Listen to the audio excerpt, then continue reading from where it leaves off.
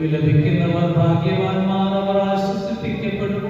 ശാന്തശീലർ ഭാഗ്യവാന്മാർ, അവർ ഭൂമി അവകാശമാക്കും. നീതിക്കുകയും നിരസിക്കുകയും നാമിക്കുകയും ചെയ്യുന്നവർ ഭാഗ്യവാന്മാർ, അവർക്ക് സംതൃപ്തി ലഭിക്കും. കരുണയുള്ളവർ ഭാഗ്യവാന്മാർ, അവർക്ക് കരുണ ലഭിക്കും. ഹൃദയശുദ്ധിയുള്ളവർ ഭാഗ്യവാന്മാർ, അവർ ദൈവത്തെ കാണും.